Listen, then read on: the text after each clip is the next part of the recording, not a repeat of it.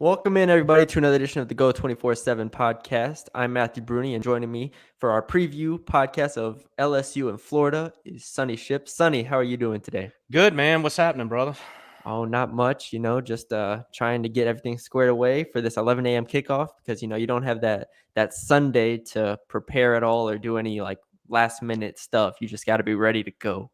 I've never done it before, so I'm just Bourbon preparing. and Cheerios, man. That's what we call it around here. Yeah, Bourbon and I mean they Cheerios. usually have hot dogs in the press box, but I don't. I mean, I guess that's what I can eat for breakfast. This week they'll have Krispy Kreme. And I'll take it. I'll take some donuts.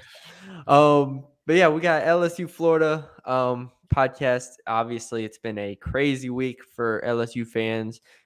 Check out the Monday podcast Shay and Billy did. That was a lot of fun, just going over Ed Orgeron, Keishon Butte news. But since that, we've had the news of Eli Ricks now out for the season, Sonny, and so we have some new news on that front. Just what was your takeaway? What are your thoughts on that situation? Well, Ricks hadn't looked healthy all season. When you looked, I believe it was UCLA when he made the pick, right? Yes. Where he went up and elevated and got the pick.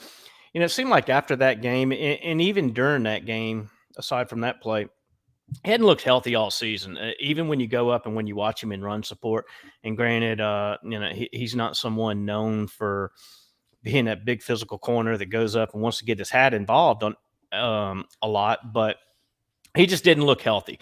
The shoulder is something that's going back until the really until his freshman year. Now we're hearing a torn labrum. That's one of the I guess prognoses that we've seen so far. But I mean, is now the time to go ahead and get that cleaned up to where he'll be able to play in spring ball? I mean, I could look at it two ways. One, Ricks is not a guy that you need to see in there for spring ball. He didn't play this past spring much at all. And so, why clean it up now? I really think that it's a situation to where he's played through some pain. And now, a lot of your goals have kind of fallen to the wayside. There's so much uncertainty right now in Baton Rouge, and if he is legitimately injured, like I believe that he is, then I say now's the time to go ahead and let's get it. And you hate to say with 6 games left, you look ahead to next year, but in college football, you always have to be looking ahead and you always have to be planning. So, it's a big hit for LSU secondary because now they're going into this game with 3 starters out, both All-America cornerbacks, your free safety. Jay Ward is the only starter back there that's left. And man, watching him tackle over the first 6 games where he's been in there, you cringe every time you see him go in there because he's, 180 pounds, 185 pounds, soaking wet, loves to lead with his head. Yeah. He likes to lead with his head. And, over these next 6 games, it's tough to see him being able to stay healthy. And so like Shay and I were talking about this morning, then you're looking at a secondary with no starters left. You look at the defensive line, you already got 3 starters out there, Andre Anthony, Joe Evans, and now Ali Gay. And so, it's just a decimated defense. And Durante Jones, I think, is the guy you really have to feel for right now. Because he didn't have anything to do with the recruiting situation that got LSU into the mess that they're in right now, as far as not having enough depth at at key positions. And he just kind of got thrown in there, and man, he just doesn't have much to work with at all right now. Yep. The one player who on this defense has been a consistent force and will be asked to do more is Cordell Flott. The talk throughout this whole week and from Ed Orgeron has been that Cordell Flott will move to the outside to replace Eli Ricks. So he'll be lining up opposite of Dwight McLaughlin. We saw that last year, Cordell Flott, play outside a bit. I'm not sure if he's better at that than nickel because he's been so good at nickel. It's hard to expect him to continue that production on the outside. It's a very different position and very different responsibility. And then we expect to see Sage Ryan, the star freshman, who we haven't seen yet, so I shouldn't call him a star, but the freshman who to step into that nickel position and to produce, right? That's some big shoes to fill, and that's a big responsibility for him. So we're looking at a secondary of Cordell Flott, Dwight McLaughlin, Sage Ryan, then Jay Ward in the back end with Cam Lewis, with Jordan Tolles, so something like that in the back end. So on the bright side, they get Glenn Logan back up front. Yeah, that is good to see Glenn Logan back. A guy who lost 36 pounds, if you believe the roster numbers, that had him 339 last year. Now they have him listed at 303. So that's good. And I'm anxious to see how the lower weight affects his mobility and his ability to move inside. Obviously, coming off the foot injury, that's going to hamper him a little bit. But right now, LSU, you hate to say it, but right now LSU just needs scholarship bodies. Yeah. I mean, that's it's really at that point right now. Last year late in the season, we saw it to where it was Dwight McLaughlin and Cordell Flott on the outside, and then they put Jay Ward. Jay Ward was at nickel, and so and it makes you wonder if Major Burns wouldn't have gotten hurt. Then I think moving Jay Ward to nickel could have been an option. But now with Major Burns out, you just don't. You've got a banged up Todd Harris. Jordan Tolles, Derek Davis Jr. just not ready yet. Matthew Langlois hasn't played much at all this year. And so now we get to see our first glimpse of, 5-star safety Sage Ryan coming out of high school. And we get to see our first look at him now. So it's going to be an all hands on deck. And it's really kind of similar to last year. When you go back and look at last year's game, I forget what it was, but it was somewhere in the mid to high 50s as far as scholarship players that LSU had available for that trip to the swamp. Yeah. And on Saturday, you're probably going to hear the announcer say something similar to where it's going to be, one of those same situations to where you don't have a lot of guys. It's all hands on deck. And you just hope, if you're Ed Orgeron, you hope that your players rise to the occasion like they did last year. Yeah. But at the same time, you also hope Florida does something drastically stupid like they did last year. That also helps you, because I think LSU is just going to need a help from all angles to pull off what I think would be a shocker given the circumstances that we're in right now. Yep.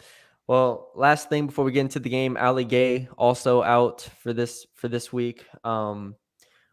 That really puts some pressure on the outside. I'm sure Mason Smith will continue to get some run at the outside defensive end positions moving forward. But let's get into this Florida offense now, because we've talked about the LSU defense now and their injuries. Let's talk about Florida's offense and what they do well. I was able to watch the Alabama game, and I watched, obviously, them play Kentucky last week, so I have a decent handle on their offense. But basically, last year they threw the ball around a lot, obviously, with Kadarius Toney and Kyle Trask and whatnot. This year, they're the opposite. They run the ball. They are a top 3 rushing team in the country. Emory Jones leads them in rushing at 6.4 yards per carry on 478 yards, 80 yards per game. Anthony Richardson at quarterback also gets a lot of carries whenever he's in the game, but he has been injured recently, and so obviously he hasn't had as much to do with the run game, and they've still been able to click. They have a trio of running backs in Malik Davis, Damian Pierce, and Naquan Wright, all of which have had between 36 and 49 carries on the year, so very, very balanced, very even production, all over 5 yards per carry. Damian Pierce with 7 touchdowns, Malik Davis with 3 touchdowns, Naquan Wright 5.1 yards per carry is a speedster himself. So you have a balanced offense, you have a balanced rushing attack, and you have a lethal running attack that I watched them play Bama, and by the third quarter, you could tell Bama was just tired of it. Like that's where their comeback started, just running the ball, gashing them for 7-8 yards a carry. And it was something to see because that was against Alabama. And albeit Alabama's defense isn't the juggernaut it used to be, but it's still a solid defense. So the run game really sets up everything they want to do. And, they're not afraid to run Emory Jones and options, quarterback powers, quarterback draws. They do a lot of similar things to Kentucky as far as the pulling motions and their zone runs. So it's another challenging schematic test. And you have Dan Mullen on that side of the ball as well. So it's going to be we thought Kentucky could run the ball. Florida, I still think Florida's a better team than Kentucky. They can definitely run the ball just as good, if not better than Kentucky. Yeah, and you certainly didn't get a good 5 off of LSU's run defense last week, giving up over 300 yards to Kentucky. I mean, so many zone runs where there was not an LSU defender in the field. I mean, these guys, normally, a running back comes out, he's got to make a cut and then he finds an opening. I mean, they're running to daylight. They're just running to openings that are already there. They weren't even having to make cuts last week. And so that has to, that obviously has to improve. Ed Orgeron stressed that every time he spoke this week about gap assignments, gap integrity, players being where they're supposed to be.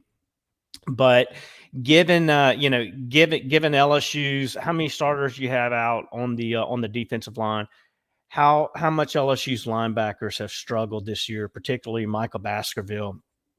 He seems to, Damon Clark seems to stepped it up a little bit. Micah Baskerville, he's really been struggling of late. So you don't have a lot of faith in LSU being able to contain that running game. Obviously, if you're Durante Jones going into this, you can't let Florida just run the ball up and down the field on you like Kentucky did. You have to hope that you can force Florida into some passing situations and that you get Emory Jones, who is tied with Vanderbilt's quarterback for the most interceptions in the SEC this year with 7 so far. You hope that he makes some mistakes, that he's careless with the football. He puts the ball on the ground. How do you do that? I think you have to get pressure. You have to pressure. And, we're not relying on you're not relying on an LSU defensive line that after 3 weeks was leading the nation with 18 sacks. Right now, you have the LSU defensive line that has 2 sacks over the last 3 games. So that doesn't give you a lot of hope right there either. Yeah. And Durante Jones, he doesn't like to blitz. He has not shown many blitzes this year. I think they were a little bit arrogant going into the season of thinking that they could just come out and just generate this 4-man rush and be able to play a kind of conservative on the second level.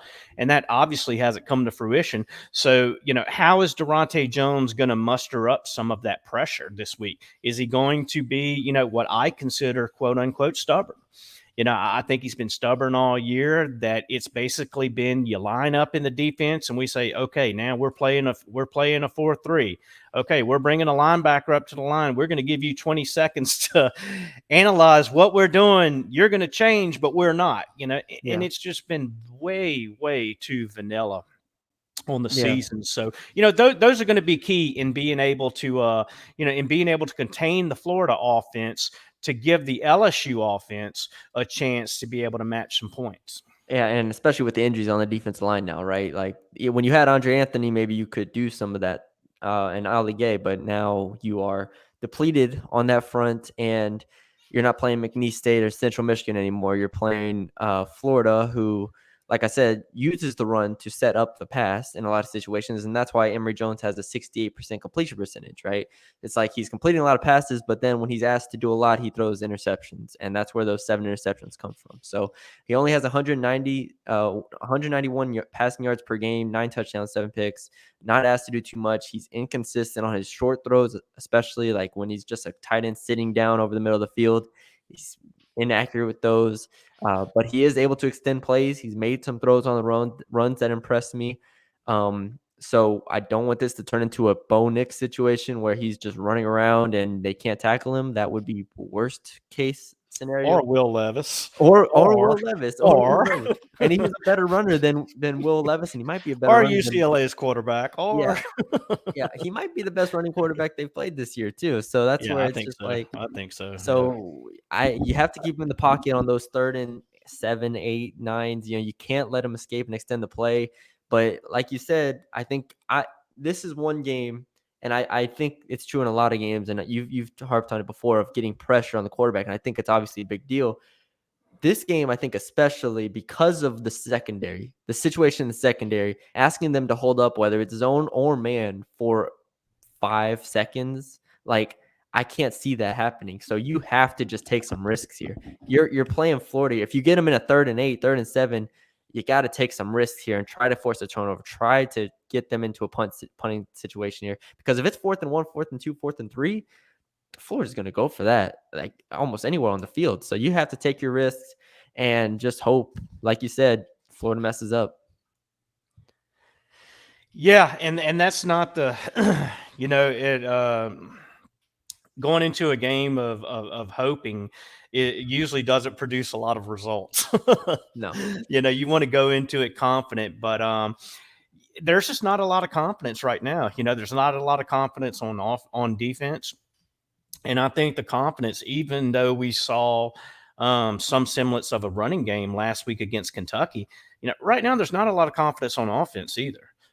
You've got Max Johnson.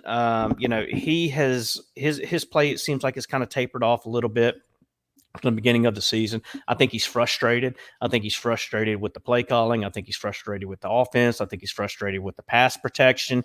And you're seeing the true sophomore, the youngster in him, come out. And I think he's playing. I think he went from taking maybe too long to make some decisions to where now he feels like he has to make decisions so much faster, and it's like he's rushing things now. But you don't have Kayshon Boutte. Who's going to step up as that number 2 receiver this week? Who you got? I mean, that new number 1 receiver, not only this week, but for the rest of the season, because I think that's going to be key on Saturday too. Yeah. Is who does. A lot of people have Jack Bech, and obviously I think Jack Bech, from a reliability standpoint, is the one you go with, just because I think there's no way he catches less than 6 passes, right? I think he's just going to be an automatic 6 for 60 yards. The question is, where do you get your explosive plays from? And in this offense, which, sure, they ran the ball against Kentucky. I think Kentucky completely was fine with that. I don't think Kentucky cared that they ran the ball, kind of like Mississippi State. And you just don't give up the big play to this offense. But against Florida has been an aggressive defense this year, whether that's playing man, whether that's blitzing or both. They have shown a lot of aggressive tendencies, and I'm interested to see how they play LSU, because I think against LSU, you just play them like Kentucky did.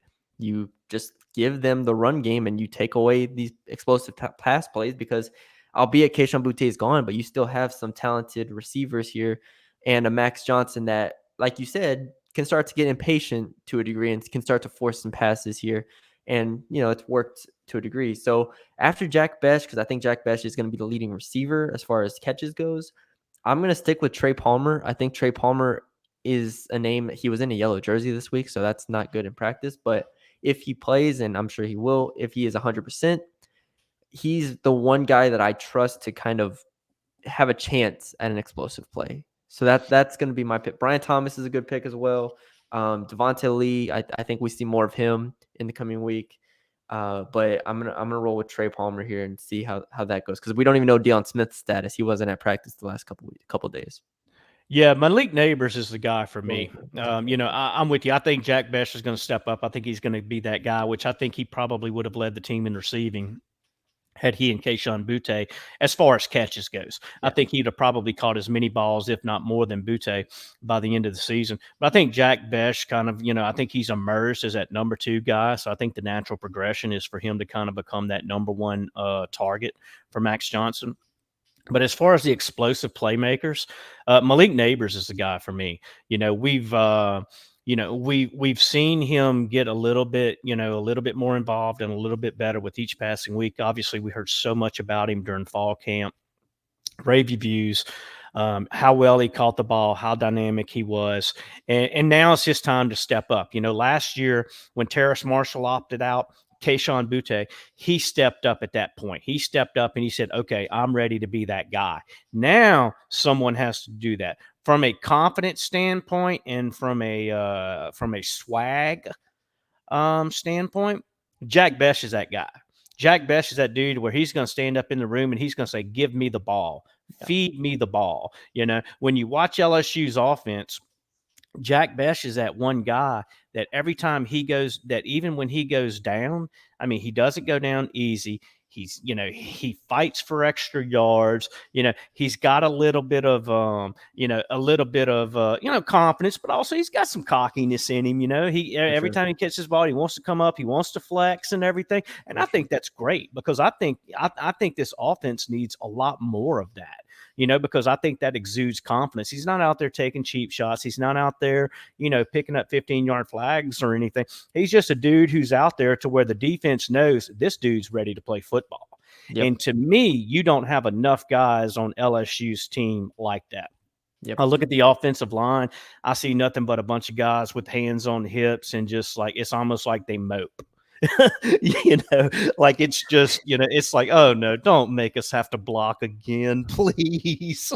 Well, they're gonna be tasked with blocking Zachary Carter, defensive end, and that guy is a player. Cox is a beast too. Yep. And then they've got the former 5-star defensive tackle. I'm going to butcher his name, but Gervain Dextrin, I think. And I know I butchered that, but they've got, I was kind of shocked when I went through and when I did the of how each team's projected starters ranked in recruiting. I was surprised, even taking into account that, you've got Eli Ricks, Derek Stingley, Keishon Butte, John Emery, you've got 4 former 5-stars that weren't included on those projected rankings, whereas Florida comes into this game pretty much as healthy as that, you could expect 6 games into the season. But when I went through and when I compared those rankings, I was shocked at, not shocked, but surprised that Florida, has recruited as well and even better than LSU in some of the areas, just using that as a small sample size. Yeah. They get back Kyer Elam at cornerback, who's missed the last 3 games. Like you said, they come into this game about as healthy as ever. You can't ask to be any more healthy than Florida is at this point. And that's not to hate on them, but that's just the situation of it, that it is. And LSU obviously is in the opposite situation here. So, Bama did a good job of picking up their blitzes because, like I said, Florida did play aggressively in that game. They played a lot of man. I think Jack Bech will need to beat man, whether it's a safety on him or a corner on him. That's, kind of one of those situations where you just throw it up to him. But other than that, you have to run the ball. I don't want to say that because I said that the Kentucky the run game against Kentucky was kind of a facade in a sense, right? It was like Kentucky didn't care if they ran the ball.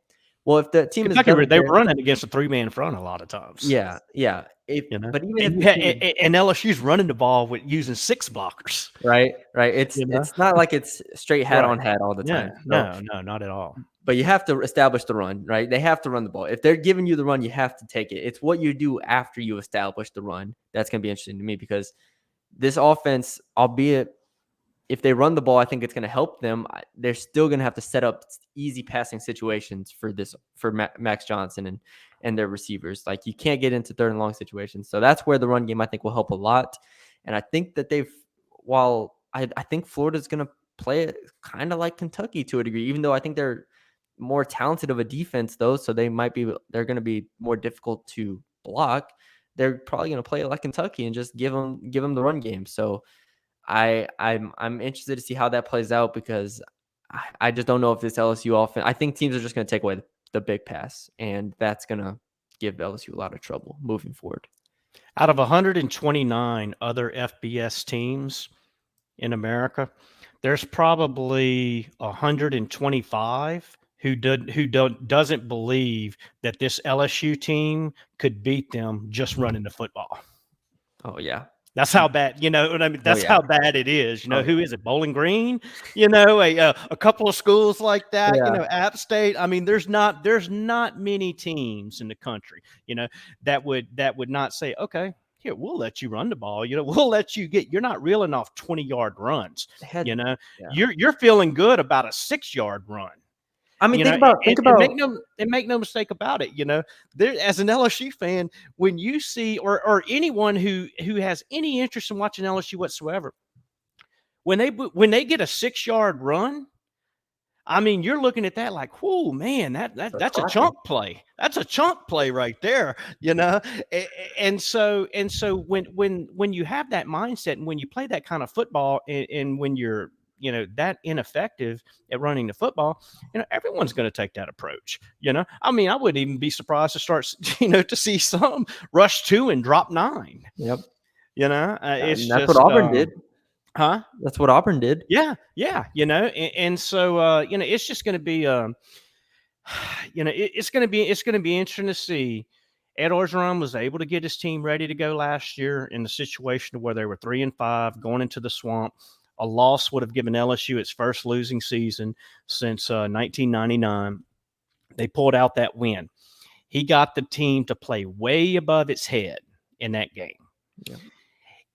If, it is absolutely it may be even more critical this year than it was last year that he get this team to play above its head again. And that's a huge question. That's a huge storyline going into this is, can he? Does the team still quote unquote have his back? Will they still fight for him? Will they still play for him? I don't know about you, but I looked at when at that Kentucky game last year, to me, after about 2-3 minutes in that third quarter, it looked like LSU quit playing to me. Yeah. Particularly on defense. I don't want to say that guys quit, but they weren't playing, with that same intensity. They weren't playing with the little bit of fire and the little bit of passion that they played with in the first half. It wasn't there in the second half. And you could just get that feeling from that point on that, man, this is going to get ugly right here. Yeah. Last year was such a weird game in a lot of situations. Last thing I will say about just the LSU offense is, I mean, they scored 7 points through 3 quarters against Kentucky and scored 14 in the fourth quarter just to make it somewhat respectable. And one of those touchdowns was a jump ball to Malik Neighbors where he made a hell of a play, right? So that's what I'm saying. Like, you have to kind of just have like the explosive plays. They're going to force it to an extent. And so I'm interested to see how that plays. If you had to put it, what's the hope? Where does the hope lie in LSU winning this game? If you had to just find something, is it forcing turnovers? Is it hoping that Emory Jones just gets into some situation where he just forces it? Like, they're going to need a defensive touchdown probably, right? Like, you're going to need a Sage Ryan or Cordell Flott pick 6 probably, right? Yeah, I almost look at, with LSU's situation the way it is right now, yeah, I almost look at this as a situation to where a lot of teams feel, not like the SEC teams, but like a lot of, your group of fives or whatever may feel when they go up and they play Alabama, or I'll throw Alabama, I'll throw Clemson out there, in that if you're going to win this game, you have to win special teams. You can't you have to win the turnover battle in a big way, and you have to take advantage of those turnover battles. It's almost like everything that needs to go right has to go right for LSU on Saturday.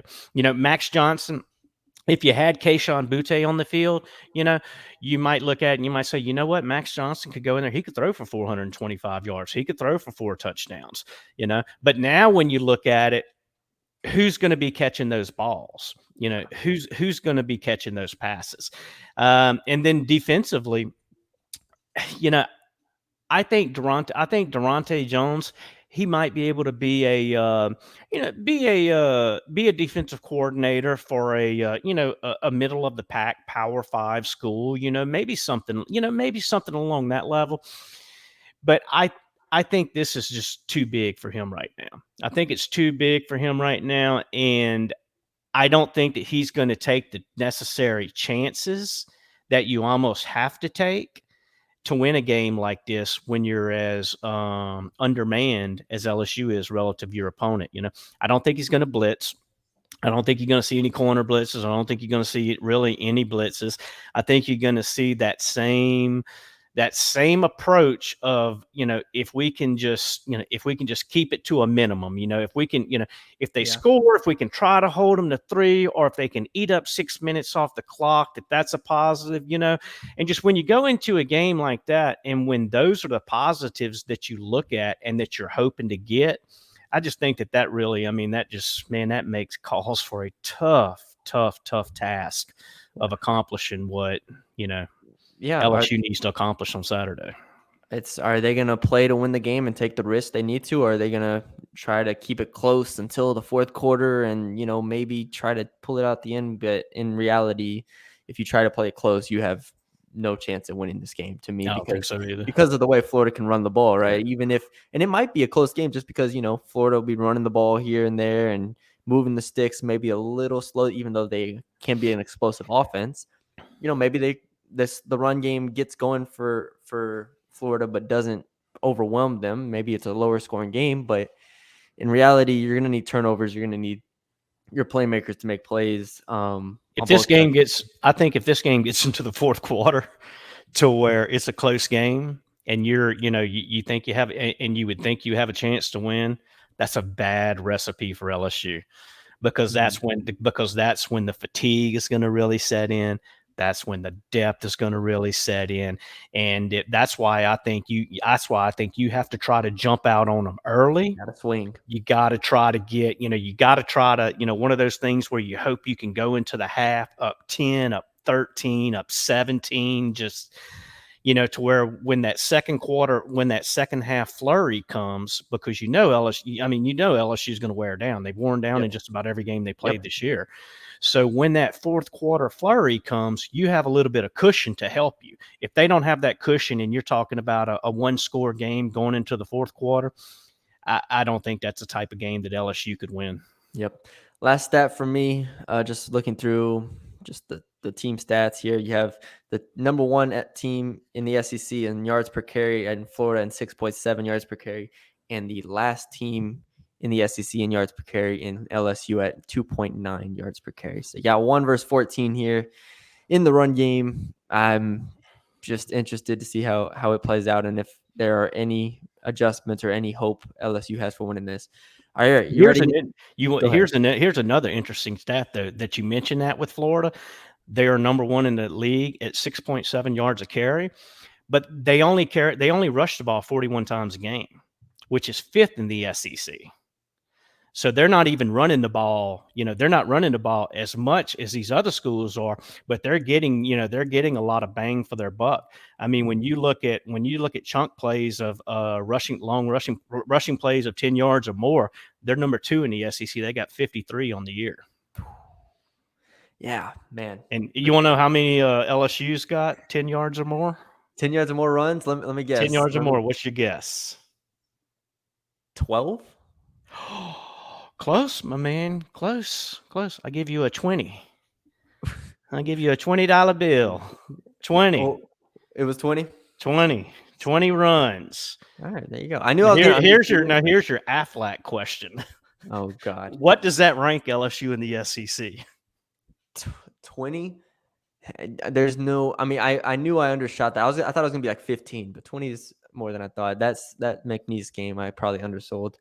And that probably ranks. I feel like I haven't seen enough of Vanderbilt to know if Vanderbilt just absolutely can't do anything, but they don't score points. So I'm going to say 13.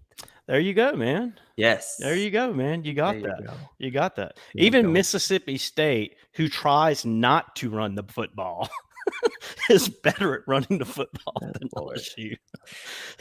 Let that sink in. Yeah, there you go. And with that, let's do our predictions, Sonny. Doomsday. Let's get some predictions out there for the fans here. The spread, I believe, is still at 11 for Florida. It's been there all week. People are expecting Florida to cover for the most part. I've been kind of in between here because I've been kind of conservative with my picks the entire season.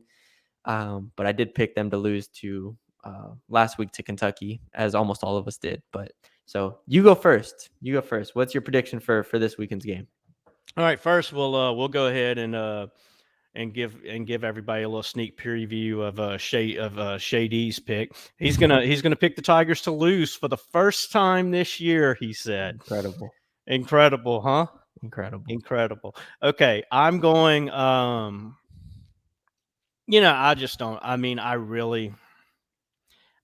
It's hard for me to see any way that LSU wins this game. We can. I mean, there's just a litany of things you can point to. 11 a.m. kickoff. When has LSU ever played good in an 11 a.m. kickoff? It doesn't happen often at all.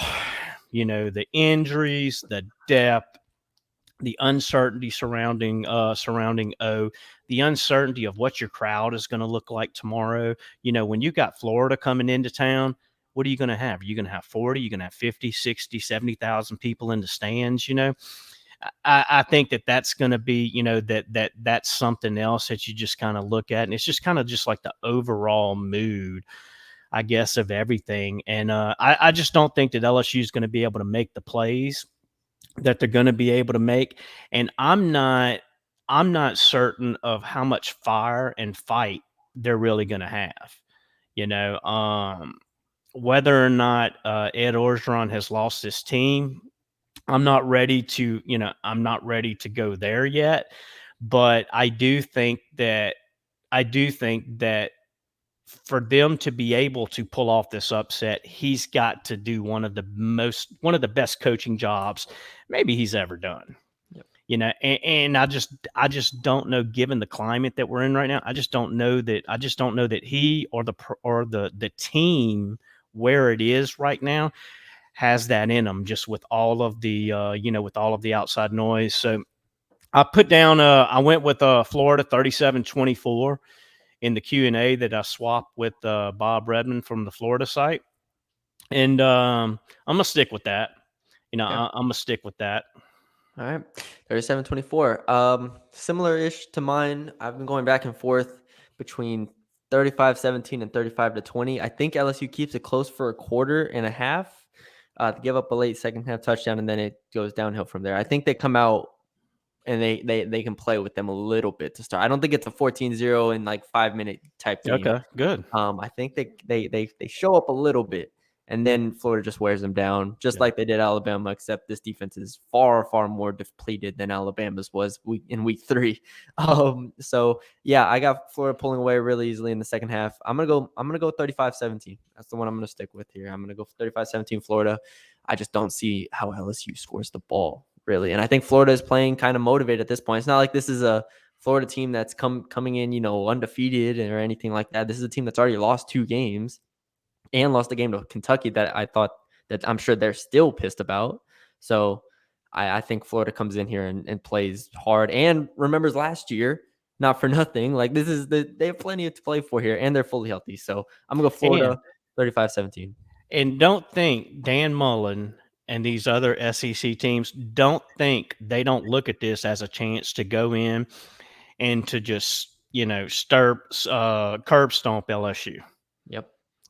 They look at they've got some wounded Tigers, and they look at this as, all right, let's go in, let's embarrass them. Let's go in, let's embarrass them, and let's try to take advantage of the recruiting and all of that and stuff. So yeah, there's going to be a lot of motivation going in for them to come in and make a statement, and and hopefully for Ed Orgeron and for the team's sake, you're correct, and that they do come out and that they fight and that they play with them. Because if they come out and if they play with them for a quarter and a half, then I think that they can keep it close, like you alluded to. But just once you get in that fourth quarter, man, I just I don't have the confidence that normally, you say, okay, if we get into the fourth quarter and it's a 1-score game, I like us.